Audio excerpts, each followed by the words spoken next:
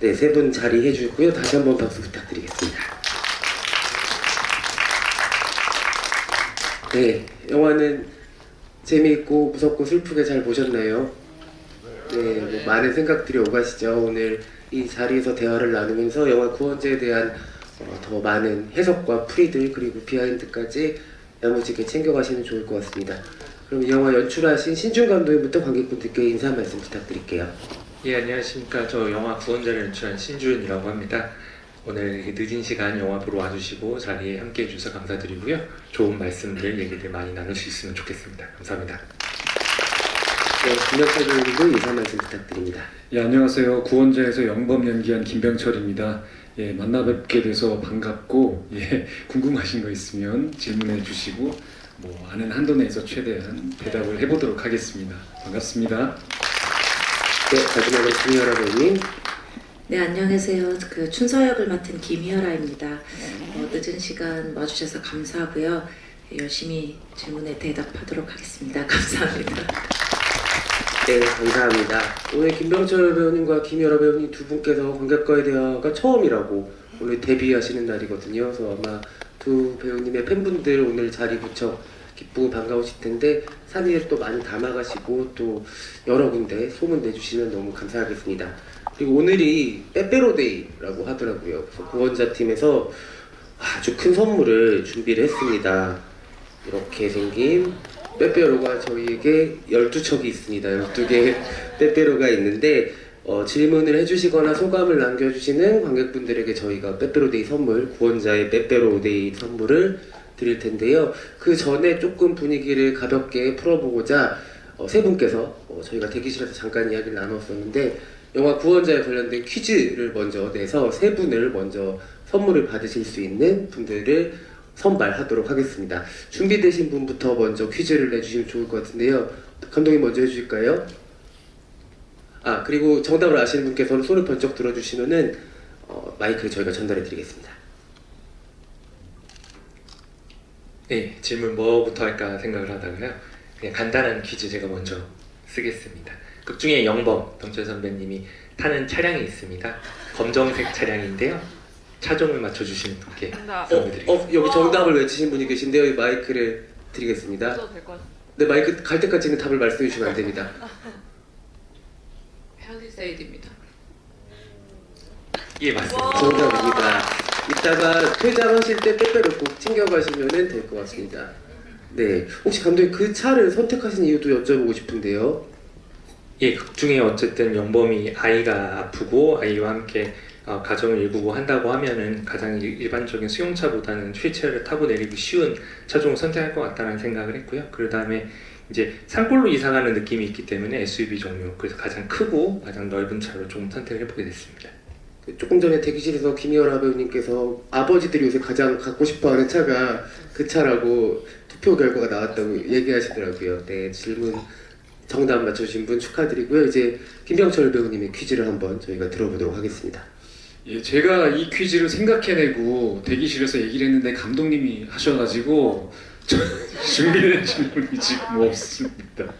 생각을 좀 해보겠습니다. 알겠습니다. 그럼 희열아 배우님께서 먼저 해주실까요? 저는 그 영화에서 나온 선이가 쓴 안경은 실버로 돼 있을까요? 아니면 골드로 되어 있을까요? 헷갈리시죠? 잘 생각해 보세요. 네. 어디가 먼저 손 드셨죠? 저 뒤쪽에. 네.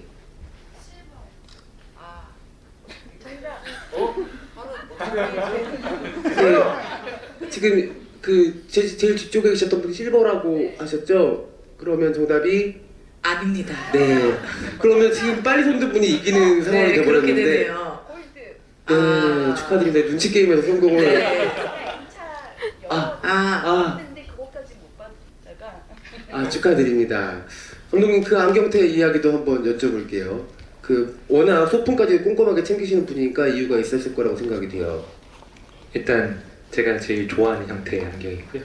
예, 제 금태를 좋아합니다. 원래 금태를 되게 오래 썼었는데 그 안경을 쓰다 보니까 안경을 쓰면 이미지가 굉장히 날카로워지잖아요. 그래서 선희 선배 같은 경우는 안경을 써도 조금은 이미지가 부드럽고 따뜻해 보였으면 좋겠다라고 해서 금태를 골랐고요. 가능한 한 안경테가 작아서 손에 쥘 수 있는 느낌, 얼굴을 많이 가리지 않았으면 좋겠다.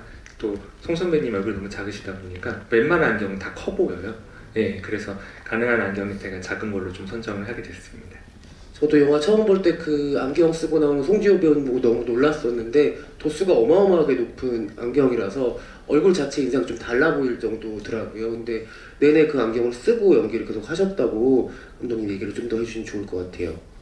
네, 실제로는 그 눈이 안 보이는 연기를 하셔야 되기 때문에 본인이 원하셨어요. 조금 더 리얼리티를 살리고 싶다라고 하셔가지고 실제 돋보기 안경을 쓰셨고요. 저 안경을 쓰고 보면은 거의 안개 속에 걷는 듯한 느낌의 기분이 듭니다. 진짜 글씨도 사람의 형태도 잘 안 보이고 이렇게 실루엣만 보이는데 그걸 끼고 이제 연기를 하시다 보니까 실질적으로 시력도 좀 많이 상하신 걸로 알고 있고 원래 시력이 되게 좋으신 걸로 알고 있습니다. 2.0, 2.5 이 정도신 걸로 아는데 이 뒤에 조금 눈이 상하신 걸로 들어서 개인적으로 굉장히 미안하고 또 죄송스럽게 생각하고 있고요. 그만큼 또 선희 캐릭터가 또 리얼리티 있게 그려진 것 같아서 참 다행이고 또 감사하게 생각하고 있습니다. 시력이 상하셨다니까 너무 안타깝지만 그래도 이전 시력이 2.0, 2.5면 뭐 슈퍼 시력이니까 그렇게 마음 아파하지는 않으셔도 될 것 같습니다. 네, 이제 마지막 퀴즈 시간이 남았는데 혹시 김병철 배우님 생각이 나셨을까요? 그럼 퀴즈를 마지막으로 내주시죠. 아, 네. 제가 연기한 인물 영범의 아들이 종훈이가 등장을 하는데 종훈이가 기적을 받게 되잖아요. 그 날이 몇 월 며칠이었을까요? 가운데 손을 번쩍 들어주셨어요. 12월 7일 대설날. 와, 정답입니다. 어떻게 저렇게 바로 본 것처럼 말씀해 주셨네요. 혹시 2번 봤습니다. N차가 좀 많으신 것 같은데 혹시 오늘 N차 관객분들 계시면 손 한번 살짝. 와, 감사합니다. 오늘 N차를 보신 분들이 많아서 퀴즈를 그래도 빨리빨리 맞춰주시네요. 감독님 그 겨울 촬영이 힘들기도 하고 이 작품은 겨울 촬영이기 때문에 얻게 되는 특유의 분위기도 있었을 거라고 생각이 드는데 겨울로 이 이야기를 찍어야겠다고 생각한 이유도 있었을지 궁금해요. 예, 겨울이 오싹한 느낌은 되게 좋은 것 같고요. 사실 겨울이 눈이 덮이면 되게 아름다워 보이는데 눈이 덮이고 나면 그 안에 있는 것들은 되게 다 얼어붙게 마련이잖아요. 그래서 저희 영화가 어떻게 보면은 평범한 가족처럼 보이는데 그 안은 다 얼어붙어 있고 경직되어 있는 느낌이 있을 것이다 라는 생각이 들었고요. 근본적으로는 무채색을 되게 해보고 싶었습니다. 그래서 영화에서 색을 다 뺀다라고 하면은 그 색이 빠진 느낌의 계절하고 가장 닮은 건 겨울밖에 없다. 그래서 이 영화는 겨울의 느낌, 그 다음에 겨울은 또 우리가 눈이 오지만 굉장히 가뭄이 짙거나 말라가는 느낌이 있어서 가족 간의 감성이나 이런 것들이 말라가는 느낌으로는 겨울 배경이 되게 좋겠다라는 생각을 했습니다. 그러고 보니까 영화 보고 나서도 딱히 색깔이 기억이 나진 않더라고요. 뭔가 이렇게 바싹 마른 흙 같은 거랑 탄재 같은 거가의 느낌이지 막 공포 영화라고 생각했을 때 느껴지는 막 붉은 피 막 이런 자극적인 것들은 많이 생각이 안 나는 그런 감독님 말씀처럼 어떤 겨울의 색감들을 잘 활용한 작품이 아닐까 싶습니다. 저희 퀴즈 이제 세 분 정답자들 너무 축하드리고요. 이따 퇴장 시에 빼빼로 꼭 받아가시길 바랍니다. 오늘 이 자리에는 심준 감독님과 함께 구원자의 등등한 기둥이라고 할 수 있는 영범과 춘서 역할을 연기하신 김병철 배우님, 김연아 배우님 모셨는데요. 이 두 역할이 워낙 또 연기 변신을 많이 하시는 분들이지만 두 분의 이전 필모그래피에서도 좀 못 봤던 역할들이어서 저도 그렇고 관객분들도 팬분들도 무척 신선하게 여기셨을 거라고 생각이 듭니다.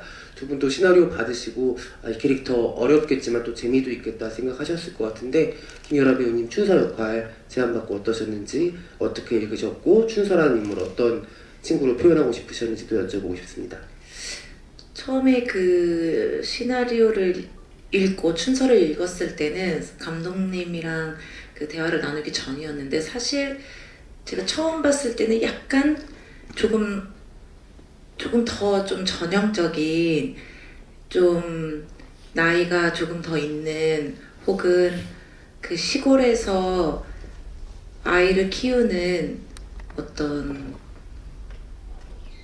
어머니의 그 캐릭터가 조금 더 짙었던 것 같아요. 제가 처음 읽었을 때. 그래서 근데 그럼에도 불구하고 그 목표가 너무 확고하고 제가 표현할 수 있는 것들이 너무 많고 제가 그걸 읽었을 때 막 아이디어가 떠올라서 안 할 수가 없었고요. 그래서 감독님 뵙고 혹시 좀 에이지를 좀 낮추는 게 어떠냐. 근데 그 이후로는 좀 더 미성숙하고 조금 더 어디로 튈지 모르고 어디로 어떤 행동을 할지 모르는 좀 미성숙한 캐릭터여야 그 오컬트라는 장르에 혹은 이 영범과 선이라는 되게 안정적인 가족한테 붙었을 때 조금 더 긴장감을 줄 수 있지 않을까요? 이런 얘기를 하셨고 감독님이 그거를 수용해 주시면서 제가 생각했던 것보다 훨씬 다양한 그 의상부터 막 더 대본이 이제 디벨롭 되는 과정에서 제가 생각했던 것보다 더 좀 입체적으로 만들어 주셔가지고 제가 표현하기에 좀 힘들지 않았어요. 나중에는 그냥 제가 그 대사를 하고 그 옷을 입고 그 메이크업을 함으로 인해서 이미 춘서가 만들어졌어가지고 좀 조합이 좋았던 것 같습니다. 그 춘서는 여러 인물들 중에서도 좀 다른 계절을 사는 것 같은 사람으로 나오잖아요. 네, 좀 네. 인생을 빨리 알아버린 사람 같기도 하고 다음 계절을 너무 보고 싶어하는 사람 같기도 하고 근데 김연아 배우님의 그 눈과 얼굴들이 춘서 역할에 너무 새로운 감정들을 보여줘가지고 영화가 자칫 보면 너무 무거워질 수 있는데 되게 뾰족하게 계속 뚫고 나오는 그런 힘이 있었던 것 같아요. 너무 대단하시네요. 저보다 영화를 더 잘 보신 것 같아요. 아닙니다. 춘서 아니 너무 어떻게 이런 매력적인 말씀을 캐릭터여서 감사합니다. 아마 관객분들도 너무너무 좋아하실 거예요. 네. 김영철 배우님 영범은 너무 어렵고 심지어 마지막 엔딩에서도 너무 어려우셨을 것 같고 어떠셨어요? 예, 영범 같은 경우는 직접적으로 뭐 기적이 필요하거나 뭐 저주를 받았거나 뭐 이런 사람이 아니었기 때문에 좀 그런 어떤 상황에서 한 발짝은 떨어져서 이제 그런 상황들 좀 보는 인물이었고 그러다 보니까 뭐 예를 들어서 선이가 나는 다시 보고 싶어라는 욕망을 막 드러냈을 때 그게 그렇게 되면 누군가의 시력을 뺏어와야 된다는 걸 알고 있었고 근데 그걸 알면서도 부인의 그런 욕망을 이해하기도 하고 한편으로는 그렇기 때문에 이걸 적극적으로 막지도 못하겠고 뭐 권장하지도 못하겠고 이런 좀 어떻게 좀 하기 힘든 그런 상황들이 좀 지속적으로 좀 이어지는 그런 인물이었고 그런 상황 속에 좀 빠져 있다는 것이 저한테는 좀 어렵게 느껴졌습니다. 인물이 아무래도 뭐 분명한 목표의식이 있을 때 좀 더 뭐 잘 보이기도 하고 좀 더 공감하기도 좀 더 쉽고 뭐 이런 점이 좀 있는 것 같았는데 영범은 좀 그런 인물은 아니었던 것 같고 그래서 그게 좀 저는 좀 어렵게 느껴지긴 했어요. 그런 인물이 이제 마지막에 어떤 벗어나기 힘든 그 굴레를 벗어나고자 끝까지 노력을 했는데 자기 목숨을 뭐 내놓으면서까지 근데 결국에는 그 굴레를 벗어나지 못하는 그런 상황으로 이제 가게 되는데 그 어떤 선이 좀 수동적인 인물에서 그렇게 뭐 노인이 되는 그런 과정이 좀 설득력이 있었으면 좋겠다라는 생각으로 작업을 했던 것 같습니다. 네, 뭐 그 정도로 대답이 될까요? 네, 김영철 배우님 고민이 엄청 많으셨을 거라는 생각이 들고 영범은 사실 기적의 당사자가 되는 인물은 아니잖아요. 가족이긴 하지만 근데 마지막에는 이를테면 영화 안에서는 저주의 당사자가 되는 역할이기도 해요. 그래서 이 영화의 처음과 끝을 다 관통하는 인물이기도 한데 사실 두 분 다 그 가족 안에서의 가장 큰 기둥들인 가장인 존재들이고 가족에 대한 사랑 때문에 벌어지는 일들이어서 두 분한테는 사실 당사자성은 없게 느껴지거든요. 그래서 그 측면에서 양 축에 대립해 있는 인물이기도 하고요. 그래서 오늘 두 분을 모시고 구원자에게 하는 것들이 여러분한테도 이 작품을 어떤 의미로 해석하는데 되게 재밌는 자리가 될 것 같은데 두 분을 캐스팅한 이유가 신중 감독이 분명히 있으셨을 것 같고 그리고 현장에서 두 분과 직접 부딪히면서 느끼신 것도 많으셨을 것 같아요. 어떠셨는지 여쭙겠습니다. 김현철 왜 좀 덧붙일 말씀 있으실까요? 네, 병철 선배님은 제가 워낙 두부 선배님들도 오늘 자리 못하신 성주 선배님도 그렇고 제가 뭐 노인 역할의 김설주 선배님도 그렇고 워낙 팬심이 큽니다. 저는 집에서 TV만 보는 사람이라 TV로 온갖 콘텐츠를 다 섭렵하는데요. 영범 선배님 같은 경우는 사실 이전 작품 중에 또 제가 너무 재밌게 봤던 닥터 차정숙에서 미워할 수 없는 어떤 외도남 역할을 하셨는데 설득이 되는 거예요. 외도남은 리어하는 게 맞아요, 감독님. 네. 근데 사랑스러운 거죠. 그래서 선배님이면 영범의 역할에 대해서 관객들에게 설득을 시키기 충분하겠다. 선배님이면 설득을 해내시겠다라는 생각이 들었습니다. 말씀하신 것처럼 영범 캐릭터는 사실은 어떻게 보면 기적의 수혜자가 아니고 기적을 목격하고 기적을 제일 먼저 알고 그러나 그 기적을 숨기려도 하고 기적을 벗어나려고도 하고 가족한테 섣불리 마음을 표현하지 못하면서 자기가 그걸 정리하려고 그러고 그 과정들을 따라가면서 누구보다 고군분투하지만 사실 그 영범의 고군분투를 관객만 본다라고 저는 생각을 하거든요. 그래서 이 부분에 있어서 설득력이 굉장히 중요하다는 생각을 해서 선배님께 부탁을 드렸고 또 선배님이 흔쾌히 영범 캐릭터를 맡아주셔가지고 200% 300%더 멋지게 구현이 됐다라고 생각을 하고요.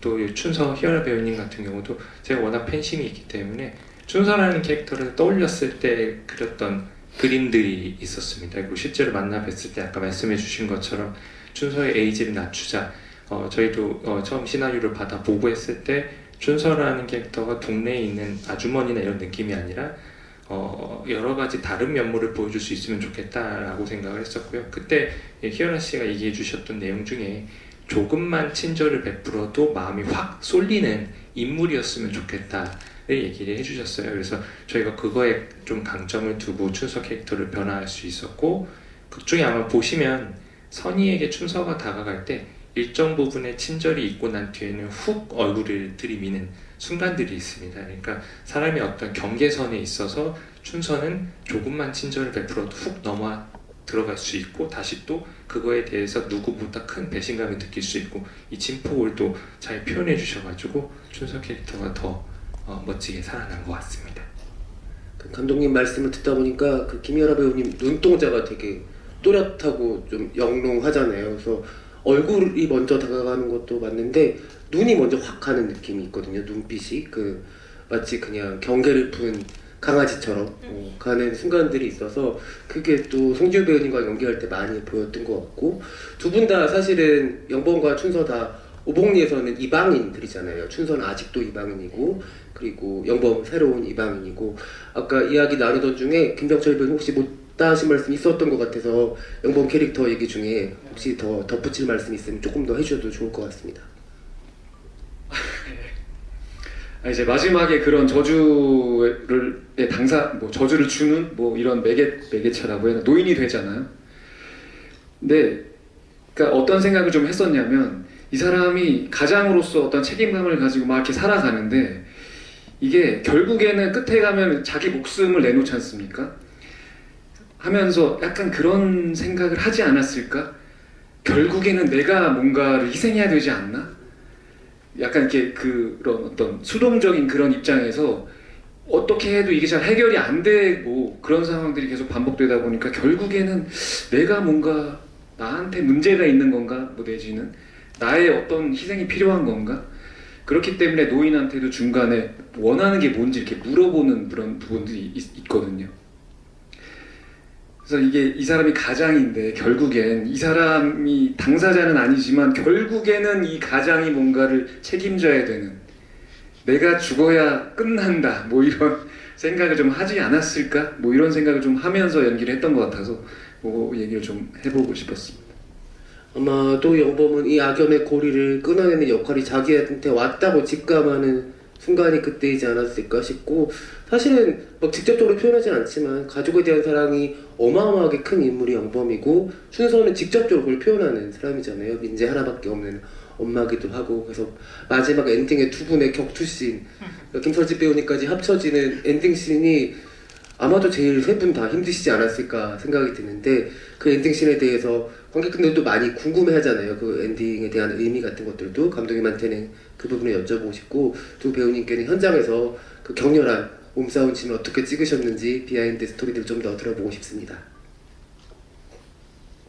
예, 요 시나리오를 처음 받고 제가 각색 한 1곡부터 한 7, 8곡까지 수정을 했는데 그러면서 가장 고민했던 건 이제 영범 선배님이었습니다. 그래서 원래 제가 처음 제안받았던 거는 사실은 영범이 이제 기적을 포기하는 이야기였는데 영범이 기적을 포기하지 않았으면 좋겠다였습니다. 그 기적이 어떤 형태든 끝까지 욕망할 수 있으면 좋겠다.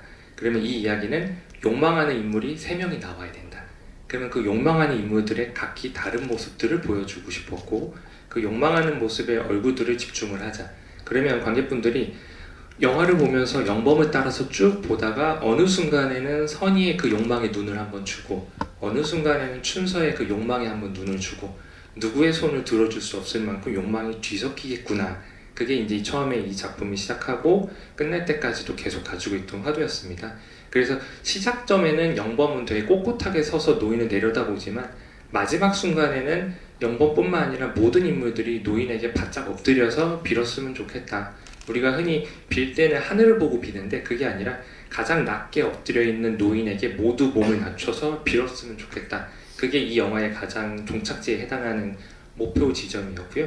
그래서 그 마지막 지점까지 갈 때 욕망은 사실 은밀하기 때문에 앞부분에서는 되게 숨깁니다. 숨기고 욕망을 드러내지 않고 사람들은 인물들의 얼굴과 행동을 보면서 저 사람은 저런 욕망을 갖고 있을 거야. 저 사람은 저런 욕망을 어떻게 표현할 거야. 각자의 의심대로 상상을 합니다. 그러나 결국 그 욕망이 자기 식대로 되지 않으면 그 다음은 몸으로 표현이 될 수밖에 없다라고 생각을 합니다. 그 몸으로 표현될 수밖에 없는 행위 자체도 노인을 향해서 엎드려서 빌 수밖에 없는 존재들. 어떤 분은 그런 얘기를 하시더라고요. 노인을 왜 죽이지를 못하나요? 근데 제가 그런 얘기를 드렸습니다. 누군가 내 돈을 막 뺏어갔는데 그 범인을 잡았어요. 잡으면 그 사람은 죽이는 게 먼저가 아니라 돈을 돌려받는 게 먼저입니다. 그래서 주인공들, 여기 나오는 연범, 춘서, 선의뿐만 아니라 모든 인물들이 노인을 왜 죽일 수 없냐라고 했을 때 그 노인 앞에 일단 머리를 조아리고 그 노인에게 마지막 욕망의 최종의 목적을 달성해야 된다라고 생각을 했습니다. 그래서 그렇게 영화가 쭉 이어지게 되었고요. 마지막 상생 장면은 그 욕망들이 부딪히는 종국점으로 생각을 했습니다.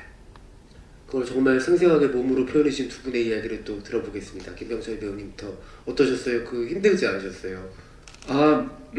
약간 걱정은 했어요. 왜냐하면 춘서라는 여성이지 않습니까? 아무래도 뭐 여성이 뭐 어떻다는 건 아니고 아무래도 이렇게 막 싸우니까 힘이 남자가 좀 더 세고 그렇기 때문에 그래서 이게 그런 균형이 좀 맞았으면 좋겠다라고 생각했는데 이제 무감님의 어떤 액션 디자인 중에 뭐 낫으로 한번 이렇게 뭐 찍힐 수는 있는 거니까 영범이 그 다음에 그 찍히는 자리를 춘서가 손으로 확 뭐 공격하면서 때린데 또 때리는 그런 어떤 액션이 있어가지고 그게 전 되게 좋았어요.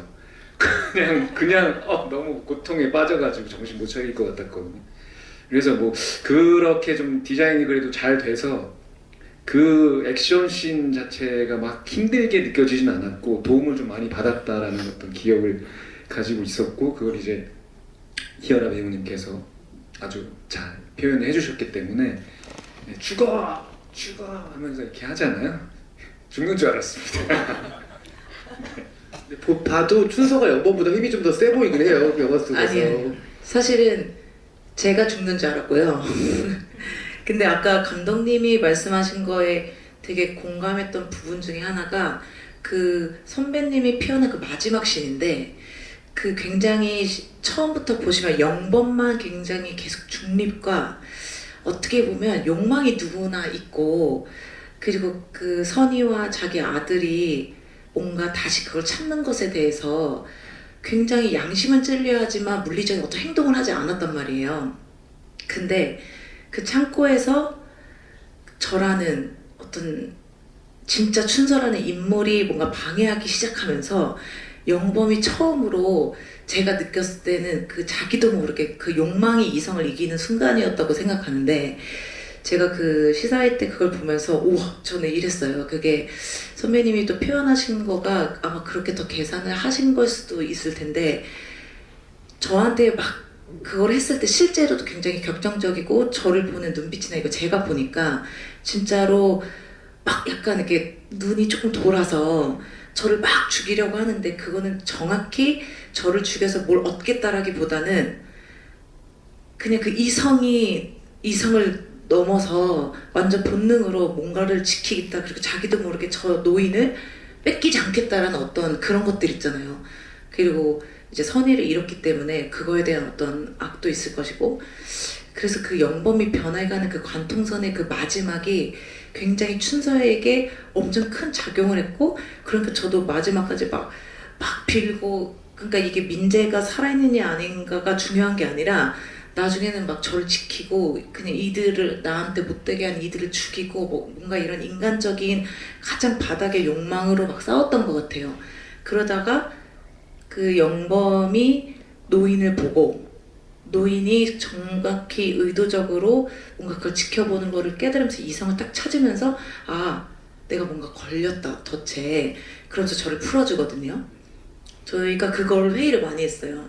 선배님도 이거를 춘서한테 어떻게 보내줘야 되냐, 그럼 이 이유는 어떻게 되는 거냐, 내가 이 선택을 할 때 여기서 선택하는 것이냐, 이 뒤에 춘서를 보내고 선택할 것이냐, 막 이거를 선배님이 엄청 디테일하셔가지고 그런 걸 엄청 고민했었는데, 제가 그걸 옆에서 들으면서 그럼 나는 가보세요 했을 때 정확히 어떤 걸 깨닫고 가는 것이냐. 아 민재가 뭔가 저는 해피엔딩이라고 생각하고 달려갔을 거고, 질문은 안 하셨지만 저 혼자 생각에 저는 그리고 마을을 떠났을 것 같다고 생각했거든요. 뭔가 또 다른 뭔가 탁 돼서 아 민재를 데리고 저는 떠났을 것 같아요. 어떤 기적을 원하고 이런 게 아니라 내가 어떤 걸 찾아내야 되겠다라고 다른 삶을 살았을 것 같은데, 그게 선배님이 그때 되게 연구하셔서 그때 눈빛을 주시면서 민재한테 가보세요 했을 때 제가 그때 영감을 받아서 그 상상을 하게 된 거라서 굉장히 도움을 많이 받았습니다. 세 분 다 정말 아주 꼼꼼하게 작품과 캐릭터에 대한 해석들을 하고 몰입하셨다는 거 아마 여러분들도 느끼셨을 것 같아요. 이 영화는 너무너무 클로즈업이 많은 영화여서 배우들한테도 되게 힘든 감정 연기들을 요구했을 텐데 너무 훌륭하게 감독님 원하시는 것 이상으로 수행해 주셨을 것 같고, 그 엔차 하신 분들이 많으니까 비슷하게 느끼셨을 것 같은데, 이 영화가 전 자꾸 슬프게 생각할 때마다 슬프게 느껴지는 이유는 이 욕망이 탐욕이 아닌 거예요. 그냥 그 구원자의 모든 욕망은 복원의 욕망이거든요. 그 어떤 상태 이전으로 되돌아가고 싶다라는 그런 욕망들이지 뭘 더 갖고 싶다라는 욕망이 아니어서, 그런 부분들이 이 영화가 가지고 있는 것들을 이상하게 되게 측은하게 그런 마음이 들게 해요. 그래서 욕망으로 들끓는 이야기들은 어쩔 수 없이 자극적일 수밖에 없는데, 구원자는 끝나고 나서 한참 지나면 되게 쓸쓸한 시 같기도 하고 그런 부분들이 있거든요. 아마 그런 분들이 거기에서 기인하는 게 아닐까. 여기 있는 영범과 춘서도 사실은 뭘 먹고 싶어 하지도 않아요. 영화 속에서 그렇게 욕망하는 인물들이 아니에요. 그러니까 굉장히 그냥 그 복원의 욕망, 그러니까 내 아들 민재가 돌아가는 것, 내 가족들이 그 상태로 돌아가는 것을 바라는 사람들이어서 이 영화를 해석하는 지점에서 이 욕망이 어떤 것의 욕망인지를 아는 것도 재미있는 해석의 방법이 아닐까 생각이 듭니다. 이제 관객분들 이야기도 함께 들어보고 소감과 질문에 나눠주신 분들께는 저희가 대왕 빼빼로를 선물로 드리겠습니다. 온 마을 사람들과 함께 나눠 먹어도 될 만큼 거대한 빼빼로를 준비해 왔습니다. 손을 들어주시면 마이크를 제일 앞쪽에 먼저 손 들어주는데, 저희가 시간이 많지 않아서 최대한 2개까지만 질문해 주시면 감사하겠습니다.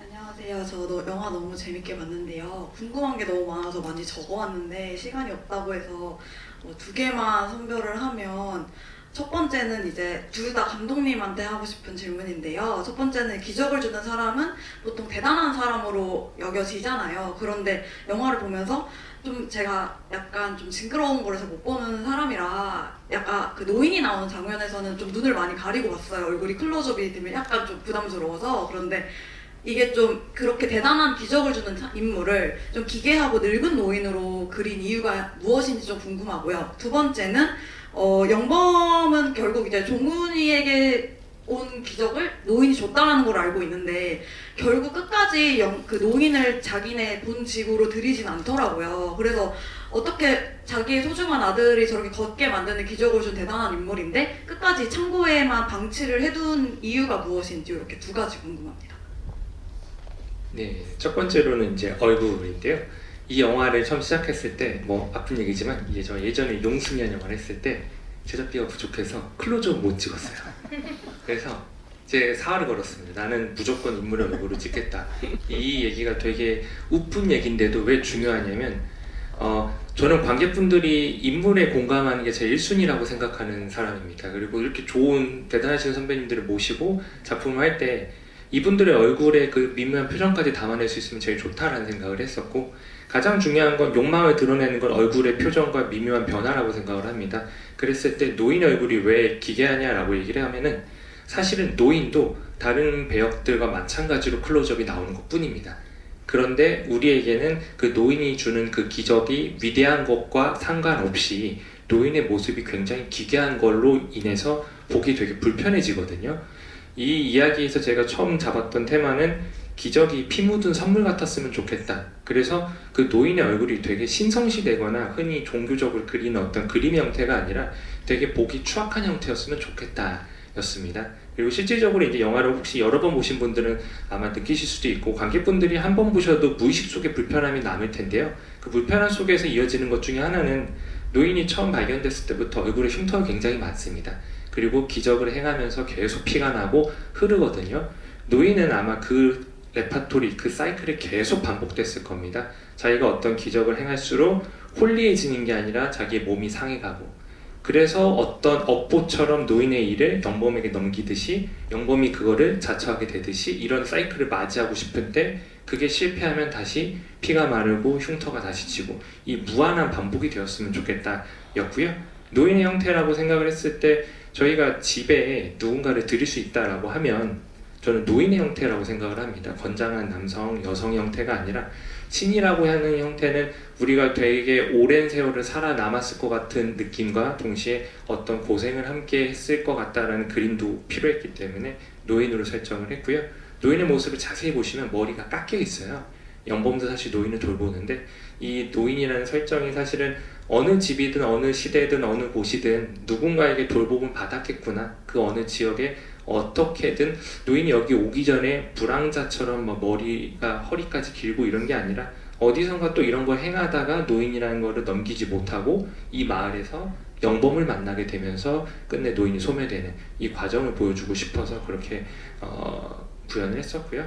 그리고 노인의 테마 중에 가장 중요했던 건 어쨌든 죽어가지만 소멸될 수 없다 였습니다. 그래서 얼굴에서 그려지는 건 죽어가는 이미지, 그런데 궁극적으로 그 소멸을 이뤄낸 건 영범의 선택이었습니다. 영범이 노인의 소멸을 이뤄내고 완벽하게 불에 타서 재가 돼버리죠. 그래서 그 죽어가지만 죽을 수 없다는 존재를 드러내기에는 피가 가장 최고에 적합한 어떤 시그니처가 될 수 있었고요. 저 영화가 오로지 색이 나오지 않는데 노인의 얼굴, 근데 마지막에 불 탈 때 이렇게 붉은색이 강렬하게 강조가 되는데, 그래서 그렇게 설계를 해보게 됐습니다. 그리고 두 번째 질문이, 집안에 들이지 않는 처음은 노인을 업고 들어왔을 때 사실은 종훈이가 쳐다봅니다. 근데 사실 그 부분에서 저는 말을 하지 않아도 관객분들이 다 느끼셨을 거라고 생각을 해요. 이 수상한 노인, 나를 붙잡고 어디에 은둔인가 어디에 살출했나 알 수 없는 노인, 그 노인을 집에 들이는, 근데 그 집에 들일 수 없기 때문에 창고로 갑니다. 근데 사실 창고는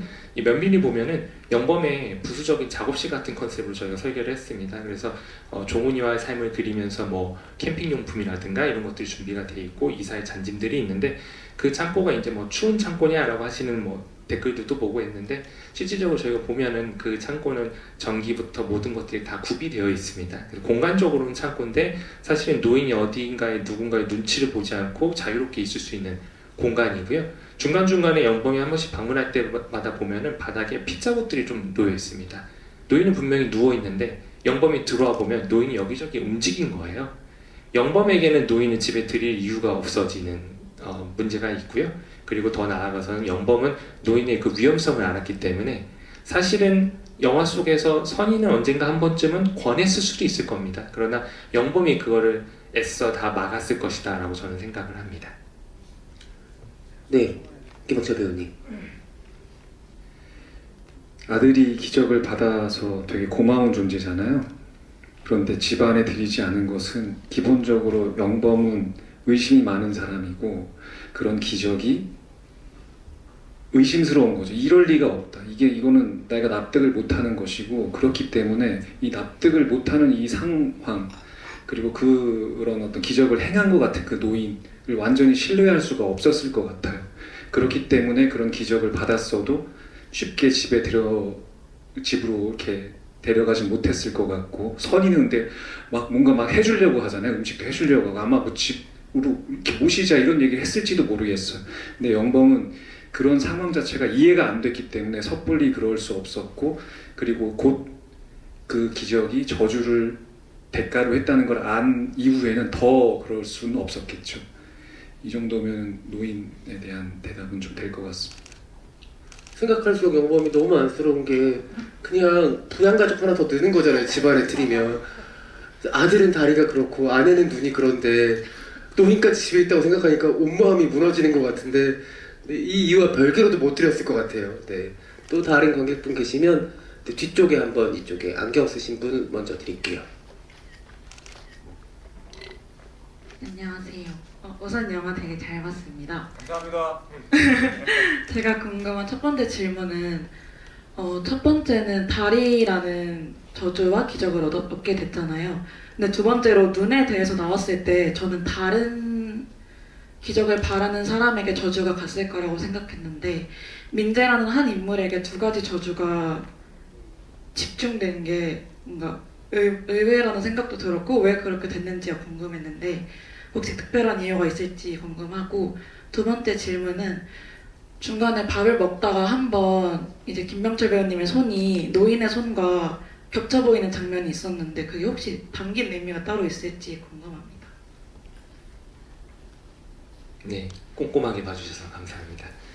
민재한테만 몰려야 된다가 처음에 시작이었습니다. 그러니까 로직이라는 건 되게 단순하죠. 기적과 저주가 등가다라고 하는데, 그러면 사람들은 보면서 인물들의 욕망을 보면서 자 이제 선의가 언젠가 눈을 뜰 수도 있겠지. 근데 그게 누구한테 갈까? 춘서일까? 라고 속단을 하게 됩니다.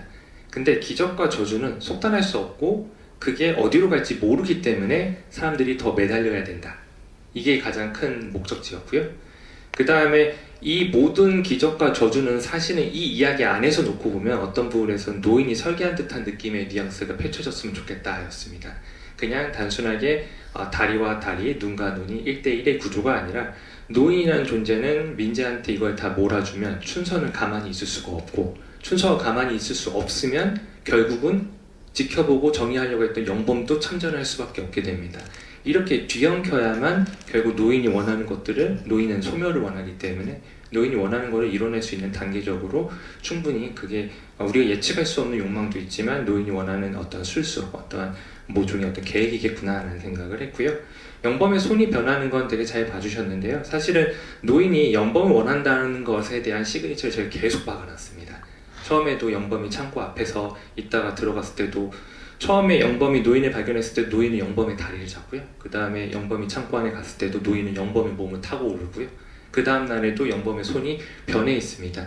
사실은 노인은 영범을 원했다는 걸 계속 피력합니다. 그리고 영범은 그걸 무심결에 계속 느낍니다. 관객분들이 그 영웅의 지점들을 보셨을 때 뭔가 영범에게 이상한 일이 벌어지고 있다. 그게 노인하고 굉장히 밀접하다라는 그 직감을 느끼셨으면 좋겠다는 생각을 했고, 그거를 빨리 느끼시는 분은 뒤에 있는 반전이 내가 예상한 대로의 어떤 반전처럼 느껴지실 것이고, 그거를 조금 늦게 하신 분은 그래서 그랬구나 라고 매칭이 되겠구나 라고 생각을 했습니다. 그래서 손이 변하는 건 정확하게 노인의 분장하고 똑같은 분장으로 하게 됐습니다. 심지어 그 김병철 배우님과 김설진 배우님이 인상이 조금 비슷한 부분이 있으세요. 얼굴, 제가 이득이네요. 얼굴 사진을 보면은 약간 이목구비가 비슷해 보이는 지점들이 있거든요. 그래서 캐스팅에도 감독님이 그런 부분에 신경 쓰지 않았을까 생각이 들기도 하고, 춘서는 근데 삶에서 늘 저주가 작게라도 반복되어 온 인물이잖아요. 그러니까 내내 저주가 빌드업된 인물이고, 근데 민재한테 이연타를 맞게 되면은 미칠 수밖에 없는 인물일 수밖에 없잖아요. 근데 영화에서 전사가 잠깐 나오긴 한데 그 선이나 영범 가족이 되게 순탄했었다가 교통사고를 한번 맞는 것과는 다르게 추성은 엄청 젊은 시절부터 복잡했을 것 같거든요. 심지어 유년기부터. 아마 그런 배우님께서는 전사에 대한 설계들도 감독님과 이야기를 나누시거나 혼자 생각해 보신 부분들도 있었을 것 같은데 이야기를 좀 더 들어보고 싶습니다. 많이 대화 나눴었던 것 같아요. 그게 에이지를 이제 낮추면서부터 그럼 이거 어떤 전사로 살았고 이게 민재한테 그런 일이 있었을 때 어떤 식으로 찾으려고 애쓰느냐가 보통 어떤 또 사건이 되기도 하잖아요.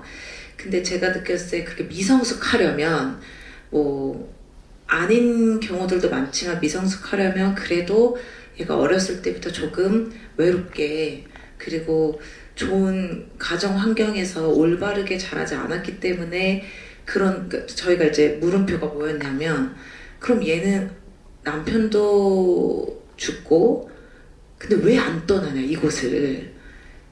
그래서 왜 안 떠나려면 이 친구 춘서라는 친구가 나가서 뭐를 해낼 수 있는 용기가 없으려면 굉장히 어렸을 때부터 뭔가 두려움이 많고 거절을 많이 당하고 너무 외롭고 뭔가 나갈 수 있는 그런 뭐랄까 힘? 그런 것들을 받아본 적이 없기 때문에 그냥 민재 하나만을 바라보면서 살아야 한다. 그래서 뭐 그런 식으로 생각하다 보니까 전사가 그러면 이제 뭐 남편이 이런 것들 그리고 되게 고아였을 것이고 몇 번은 나가려고 했으나 민재가 눈에 밟혀서 그거를 포기했을 것이고 그러다 보니까 마치 그 코끼리가 밧줄을 떼도 코끼리가 그 자리에 있는 것처럼 그냥 내가 있어야 되고 나는 그냥 민재가 이곳에서 떠나서 뭔가 그 본인의 삶을 살 때까지 내가 할 일은 그게 목표다라고 생각을 하면서 살았겠다 뭐 이런 얘기를 좀 했었어요. 그래서 여러 가지로 그런 생각을 했습니다. 춘서의 이전 삶만 다시 찍어도 영화 한 편이 될 것 같다는 생각이 들기도 해요. 그 좋은 완전 생각인데요. 저주로 점철된 어떤 저주를 받았던 거 아닙니까? 몰랐던 거지. 두둥. 알고 봤더니 관객분들이 더 많은 사랑을 주셔야 속편이나 스피노프가 나올 수 있으니까는 여러분들 더 많은 응원 부탁드립니다. 질문 또 받아볼 텐데요. 이번에 이쪽으로도 한번 가볼게요. 네, 이쪽에 손 들어주신 분께 마이크 드리겠습니다. 네, 안녕하세요. 일단 영화 되게 잘 봤고요. 그 영범하고 춘서 그 결투신에서 그 춘서가 어떻게 됐는지 그 묘사가 안 된 걸로 저는 기억을 해요. 그 어떻게 됐는지 궁금해가지고 그거 한번 질문 드리고 싶습니다. 결투신 이후에 그럼 감독님의 생각과 김연아 배우님의 생각을 둘 다 들어볼게요. 예, 저는 선배님이 민재한테 그만 가보세요 라는 대사를 해주셨을 때 그 대사 처음 들었던 날 기억나거든요. 저희 작업실 회의실에서 선배님 그 대사를 한번 해주셨었는데 그냥 그게 다 끝이다라는 생각을 했어요. 그러니까 영범이 그 대사를 하는 순간 영범은 내가 춘서를 해하지 않는다 손을 놓는 순간 영범이 이걸 다 아는 거예요. 민재는 돌아왔을 것이다. 그래서 그런 설명을 다 필요 없이 당신한테 지금 중요한 건 민재지 않냐, 민재한테 가봐라, 괜찮을 거다. 저는 그런 생각을 했습니다. 그리고 선배님이 그 한마디로 그걸 다 표현해 주셔가지고 그래서 그거를 춘서도 알아듣고 가지 않았을까라는 생각을 하고 있습니다. 저도 똑같이 생각했습니다. 네, 해석은 또 여러분들이 어떻게 생각하냐에 따라서 영화는 조금 달라질 수도 있으니까 네, 김영철 배우님도 좀 궁금해서 어떻게 보셨는지 왜 춘서는 그냥 갈까? 그렇게 뭐 죽자 살자 낯들고 왔는데 그 한마디를 듣고 왜 가는 걸까? 어떻게 이해가 되셨는지 좀 궁금한데 혹시 뭐 그런 생각을 조금 해보셨는지 아니면 그냥 잘 이해가 안 되는 지점이거나 아니면 뭐 잘 연상이 되진 않아서 질문을 하신 건지 좀 궁금하네요. 마이크를 한 번 더 드려볼까요, 관객분께? 아 그냥 춘서가 어떻게 됐는지 그게 좀 궁금해요. 춘서가 너무 걱정이 되시나 집에 봐요. 갔죠. 감사해요. 집에 갔어요. 민재가 어떻게 됐을까요? 돌아왔을까요? 와, 영범이랑 비슷하게 생각을 하신 거네요. 왜냐하면 선이가 죽었으니까 뭔가가 지금 이게 교환이 되는 상황이니까 아마도 그럴 것이다 라는 뭐 이런 짐작, 뭐 확신까지는 아닐지 모르겠지만 그래서 그런 얘기를 하는 것 같거든요. 민재한테 가보라고. 선이가 죽었기 때문에 당신이 선이를 죽였고 그러니까 당신에게 가장 필요한 기적이 갔을 수도 있다. 뭐 이런 맥락으로 하는 말이고 이제 그래서 집으로 가시는 거죠. 저도 그 눈빛 보고 이제 신뢰를 받고 아 뭔가 선이가 죽었다까지도 안 가고 뭔가 영범이 이 모든 것을 이 순간 해결하겠다. 그러니까 뭔가 다 정리하려고 하는 눈빛이다라고 저는 생각해서 아, 네. 그래서 민재를 가서 저는 민재를 다 이렇게 한 다음에 마을을 떠났을 것 같다. 감사합니다. 너무 길었죠? 네, 대답이 되셨으리라 생각이 됩니다. 네, 또 다른 관객분도 네, 제일 앞쪽에 계신 분한테 마이크 한번 드려볼게요.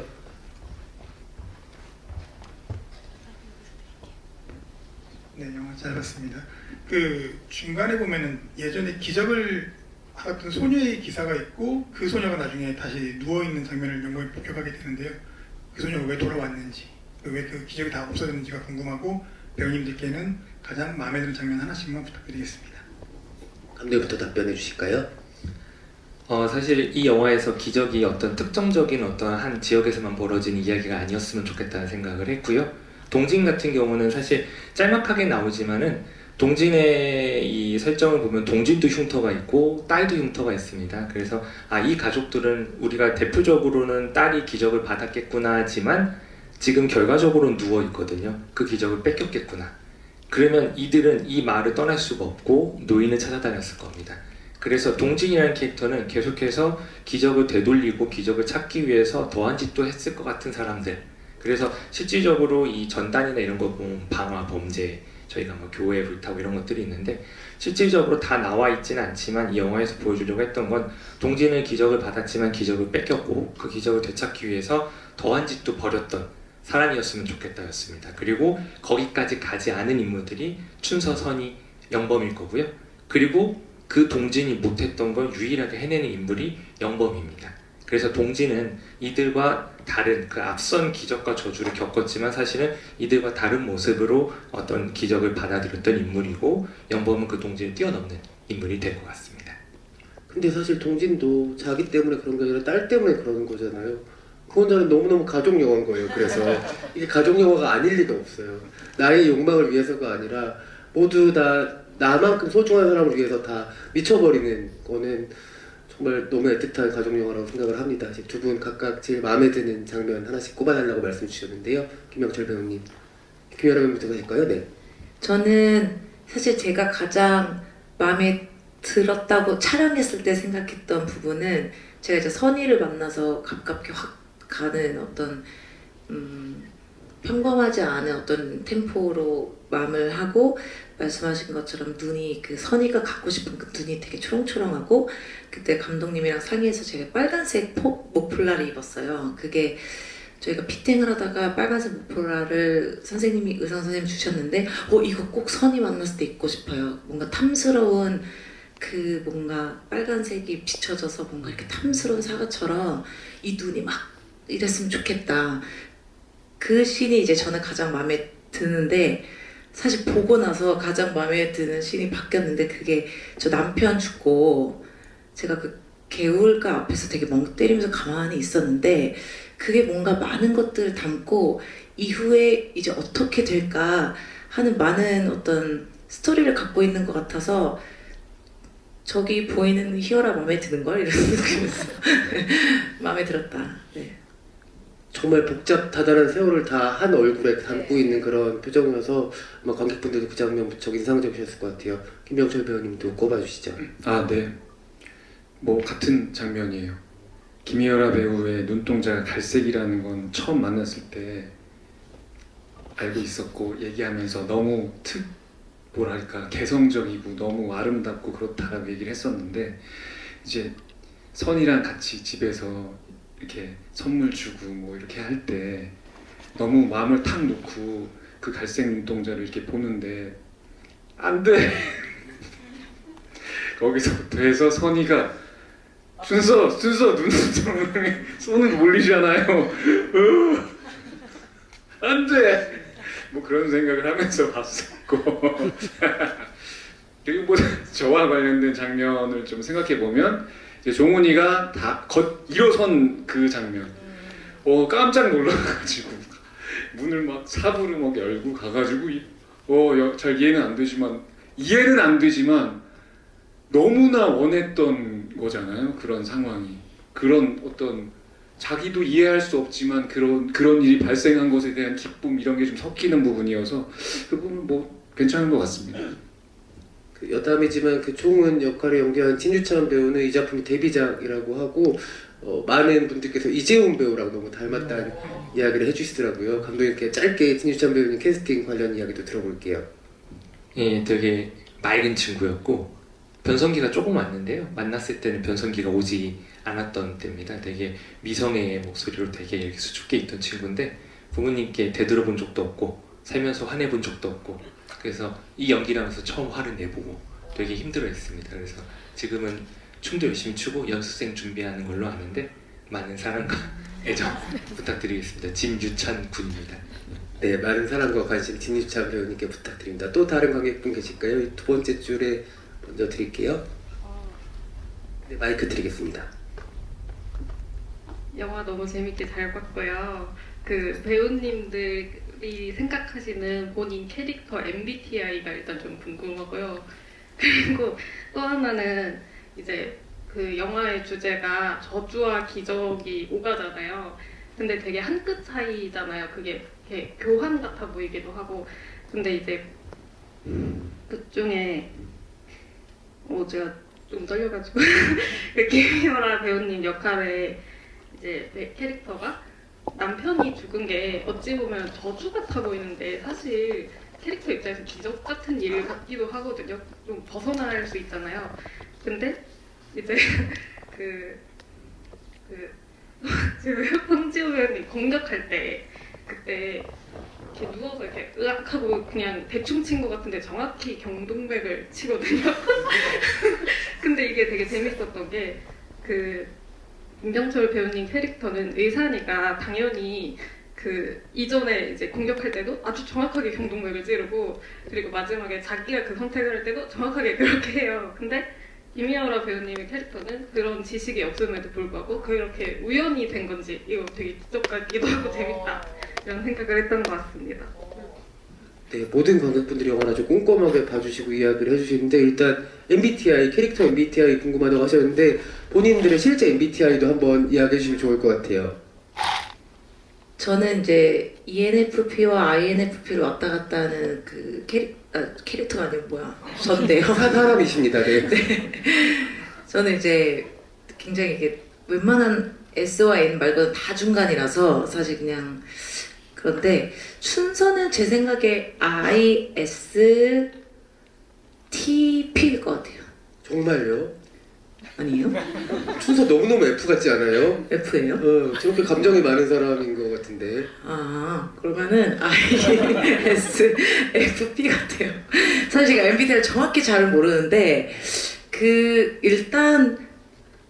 일단 그쵸, F일 수 있겠네요. 근데 I일 경우가 I가 뭐 태어났을 때부터는 아닐 수도 있지만 어쨌든 살면서 I일 수밖에 없는 환경이었고 S가 아니라 N이었다면 굉장히 아까 그 말씀하신 것처럼 굉장히 많은 것들을 상상하면서 그 순간을 만족하면서 못 살았을 것 같아요. 그리고 F와 P다. 다 설명을 자세하게 못하겠어요. 네, 김병철 배우님은 어떠세요? MBTI?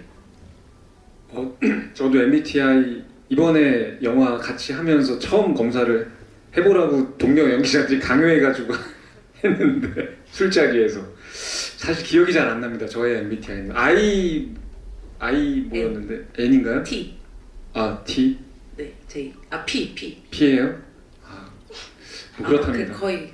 네. 그러면 김병철 배우님 잘 모른다고 말씀하시니까 김희아라 배우님 보기에 영범이는 MBTI가 뭘 것 같으세요? 영범이요. ISTJ. IST 확실하다 그건. 네. 알겠습니다. 네. 그 기적을 봐도 의심을 하잖아요. 이게 말이 안 되는데라고 하잖아요. S입니다. 네, 맞는 것 같아요. ISTJ가 맞는 것 같습니다. 그럼 감독님 그 경동맥 관련해서 정교한 설정인지. 네, 일단 경동맥이라는 표현 너무 감사합니다. 그래서 그렇고요. 앞서 춘서의 남편이 죽는 게 있는데 사실 그것도 세팅입니다. 그러니까 춘서에게는 그게 기적 같은 저주여서 저주라고 생각을 안 했던 거죠. 그래서 그게 흘러가지만 사실 그 어딘가에 또 누군가는 어떤 저주와 기적을 대가로 받았을 것이다라는 생각을 했고요. 저는 춘서의 그 마지막이 우연이 아니라고 생각을 합니다. 그러니까 엎드려서 자기가 마지막을 맞이하는 사람이 할 수 있는 최고의 발악이라고 생각을 하거든요. 근데 그게 경동맥이 될 수도 있고 다른 지역이 될 수도 있죠. 진짜 얼굴 쪽이 닿을 수도 있고 팔이나 다른 데가 됐을 수도 있는데 어쨌든 춘서가 마지막 일격을 가할 때는 자기가 그 바닥에 누워있는 상태로 손을 뻗을 수 있는 최고의 높이였으면 좋겠다였습니다. 그 높이가 실제로 해보면 딱 사람의 목입니다. 그래서 춘서는 거기서 할 수 있는 최고의 높이를 휘둘렀고 그 위치가 이제 그 선의의 목인데 선의는 방어를 할 수 없는 존재죠. 그러니까 눈이 보이지 않기 때문에 이 존재가 어떻게든지 방어가 될 수 없습니다. 보통 이게 있다라고 하면 사람들은 의도적으로 뭔가를 감추게 되는데 감출 수가 없는 선이고 일격을 가하기 위해서 최대한의 손을 뻗는 춘서. 그래서 그 둘이 만날 수 있는 지점이 되었으면 좋겠다였고요. 개인적으로는 계속 목이 일칠이었으면 좋겠다. 영범 같은 경우 말씀하신 것처럼 의사기도 하지만 정확하게 어떤 위치를 고를 수 있고 자기 부인이 숨을 거둔다라고 했을 때 부인의 모습을 봤잖아요. 영범은 똑같은 방식으로 할 것 같아요. 왜냐면 내 부인을 살려야 되기 때문에. 그래서 정확하게 영범 그 위치를 노린 것은 맞습니다.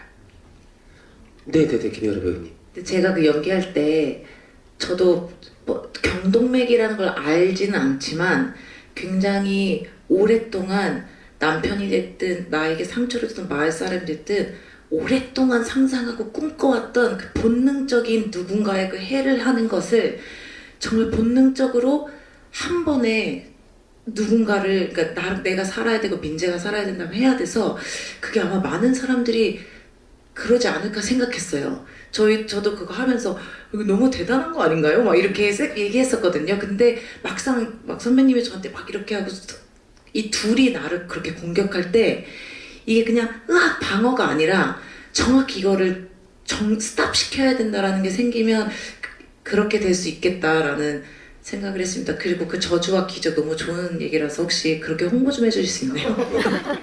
너무 좋은 이야기인 것 같습니다. 네, 그 네이버와 메가박스 홈페이지에 남겨주시면 너무너무 감사드리겠습니다. 그 아까 대기실에서 배우님들이랑 얘기했을 때 주비가 1시간이라고 하니까는 되게 길 것 같다 이렇게 약간 걱정하셨는데 지금 1시간이 지났어요. 이렇게 후다닥 1시간이 지나버렸고 이야기가 너무 즐겁고 구원자는 정말 주비가 잘 맞는 영화라는 생각이 드는데 여러분들이 더 많은 사랑을 지속적으로 보내주시면 또 다른 곳에서 즐거운 이야기 나눌 자리들이 생길 테니까는 오늘 이 시간까지 즐겁게 즐기신 분들은 꼭 흔적을 남겨주시면 또 감독님도 찾아가서 보시고 배우님들도 여러분들이 남겨주신 못다한 질문들도 다 읽어보시지 않을까 생각이 듭니다. 구원자 이제 개봉 아직 일주일이 안 됐거든요. 여러분들의 더 많은 관심과 사랑과 응원이 필요합니다. 주변에도 괜찮은 영화가 있다, 아주 많이 생각해볼 만한 영화가 있다라고 얘기해 주시면은 더 많은 분들이 영화가 말하고 하지 않는 메시지들 그리고 관계들을 더 잘 아시지 않을까, 만나게 되시지 않을까 생각이 들고요. 꼭 극장에서 그 만남이 이어졌으면 좋겠습니다. 마지막으로 세 분의 끝인사 말씀 드리면서 오늘 주비를 마무리하겠습니다. 감독님부터 부탁드릴까요? 네, 저희 영화는 간절한 영화입니다. 그리고 욕망이 빚어내는 기적에 대한 영화입니다. 간절함에 대해서 이 영화를 보시고 인물들을 보시고 따라가시면 이 영화가 표현하고자 하는 바를 여기 옆에 계신 배우님들이 200% 다 담아내주셨다고 생각을 합니다. 영화 보시고 느끼시는 그 기분들이 여러분들이 느끼셨던 그 감정들이 정답이 맞다라고 생각을 합니다. 영화 또 봐주시고 여러 댓글들 남겨주시면 저희가 반응을 다 체크하고 또 귀담아 듣고 있습니다. 많은 입소문 부탁드리겠고요. 또 돌아가시는 길 편안하고 또 날씨가 갑자기 추워졌는데 감기 조심하십시오. 감사합니다. 네, 김여러 배우님 먼저 하시겠어요? 와주셔서 감사하고요. 이렇게 질문 주시고 또 대답하면서 저도 또 영화에 대해서 더 많이 안 것 같아요. 그래서 한 번 더 보고 싶다는 생각이 드는데 오늘 뭐 들은 것도 있으실 거고 고민하셨던 거 뭐 질문하시고 싶으신 거 이런 거 막 달아주시면 또 그게 또 다른 홍보가 되기도 하니까 잘 부탁드리겠습니다. 와주셔서 감사합니다. 네, 이렇게 뭐 관심 가져주시고 질문도 해주시고 이 시간까지 남아서 이렇게 함께 해주셔서 정말 감사드립니다. 조심히 잘 돌아가시면 좋을 것 같습니다. 안녕히 가세요. 네, 늦은 시간까지 함께 해주신 관객분들 너무 감사드리고요. 제가 봤을 땐 두 배우님이 주비를 재밌어 하시는 것 같으니까는 또 다른 자리에서 뵐 수 있지 않을까, 팬들께 좀 기적 같은 시간이 오지 않을까 생각이 듭니다. 저희 다 같이 박수 치면서 자리 마무리하겠습니다. 감사합니다. 네, 그리고 퀴즈 맞추신 분과 그 질문